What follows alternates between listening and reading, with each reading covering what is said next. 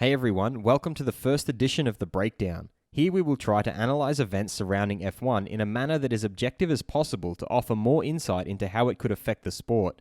Without further delay, here is The Breakdown.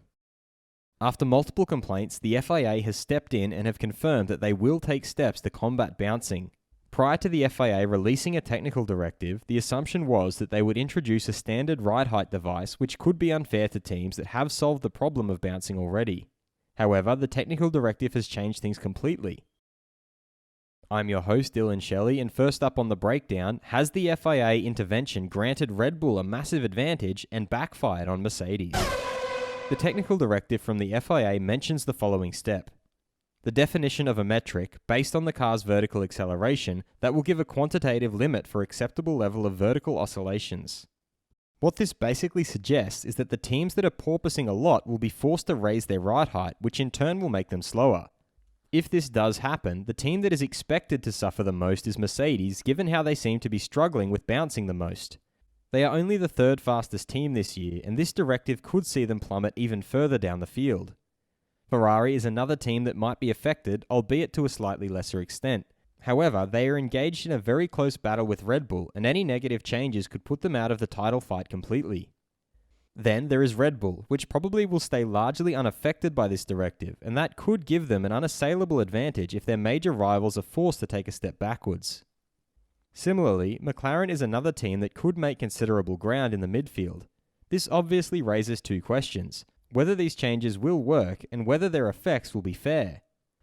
Haas team principal Gunther Steiner was asked if this directive will work. He responded by stating, "I am a little bit optimistic. You need to start somewhere." The exact mathematical formula is expected to be very complex, and this part of the technical directive makes that clear. The exact mathematical formula for this metric is still being analysed by the FIA, and the Formula 1 teams have been invited to contribute to this process. Some people have suggested that the FIA should take more time even with the short-term fix. Additionally, this also introduces a new area of the regulations that could mean more loopholes and grey areas, all of which has the propensity to drive the attention away from the actual racing to the teams bickering against each other. Drama is almost a given at this point, and while that might be good for the entertainment factor of F1, it might cast a shadow on how fair and how effective the changes actually will be. The bigger problem would be the long-term fix. The technical directive has this to say about it.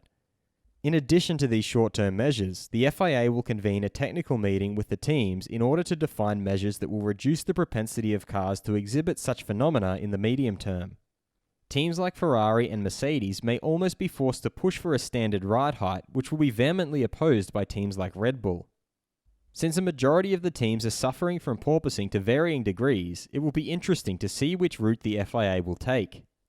The biggest issue will obviously be the fact that all this change has the potential to shake things up too much. F1 fans have been fortunate to get close battles since the beginning of 2021, which has continued into this year. If that were to change, and somehow one team ended up with a clear advantage, it would be less than ideal for the spectacle.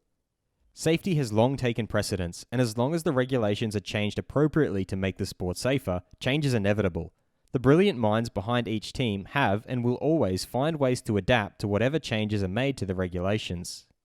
However, it is difficult not to feel that all of this feels a bit rushed, and maybe the FIA should take a little more time coming up with a solution, even in the short term. The biggest possible shortcoming would be policing the teams with regards to the metric that is alluded to in the technical directive that the FIA comes up with. Mercedes Chief Technical Officer James Allison explained this succinctly while speaking to Sky Sports. "I have to say that the general approach of saying, we're going to come up with a metric, and then, if you don't fall the right side of that metric, we will impose upon you certain changes. That is a tricky way forward. At a very minimum, if that were the way forward, then the metric that is derived would need to be very transparently communicated.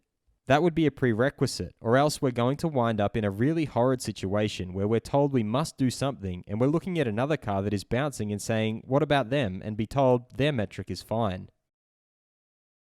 All this leaves us with the question, will the FIA be able to implement a complicated enough new rule to tackle the bouncing fairly? Let us know what you think in the comments, and if you liked this video, feel free to subscribe and check out my others for all the latest in the world of Formula 1.